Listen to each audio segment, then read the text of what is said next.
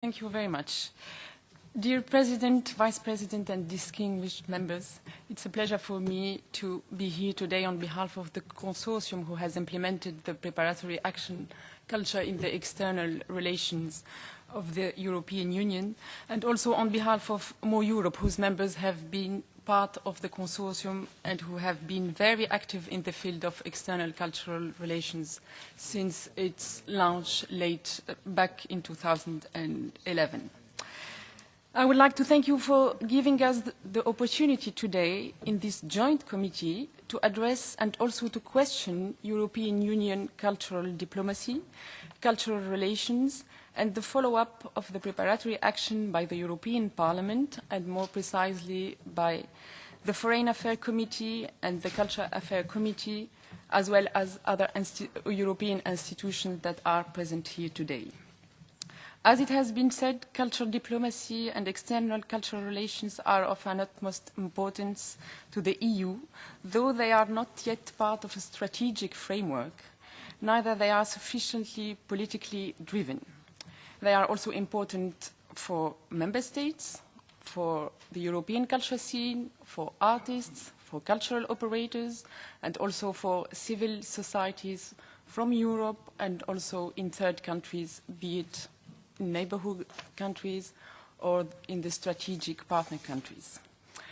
We are very happy to share with you today some of the main findings of almost 2 years of research and consultation.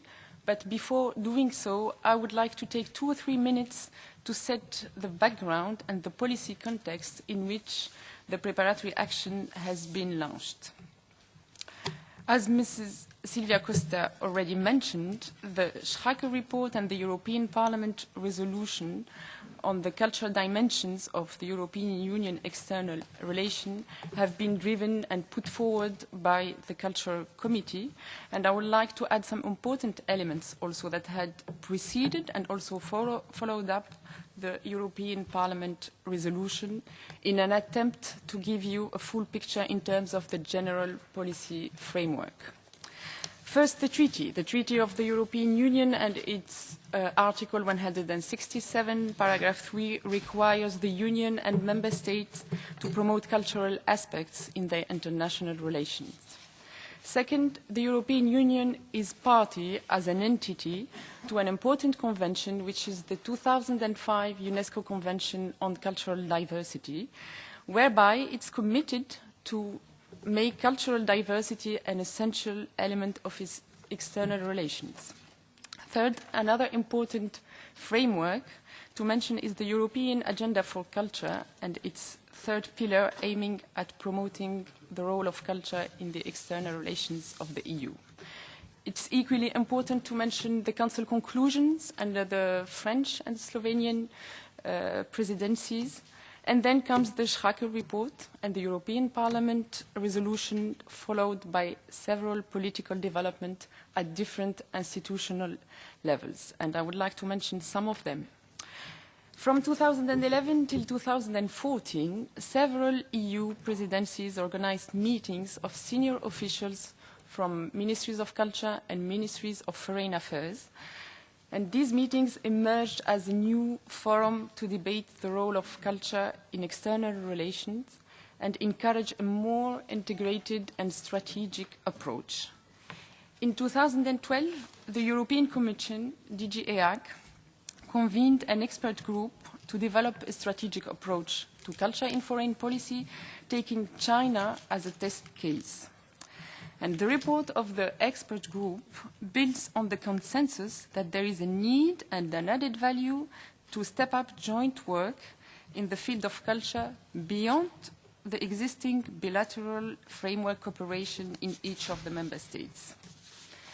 In this context, and in May 2013, the Council highlighted expectations for concrete actions to be taken in the EU-China cultural relations in order to test some approaches before considering extending them to other strategic partners.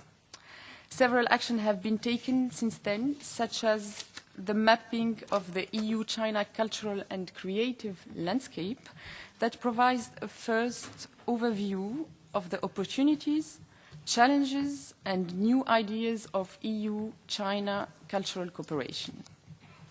Another development at institutional level took place within the European External Action Service, such as the nomination of a senior advisor in charge of cultural affairs, and the work also carried out in the services, by the services for the integration of the culture in the foreign policy instruments, such as the partnership instrument and the instrument contributing to stability and peace.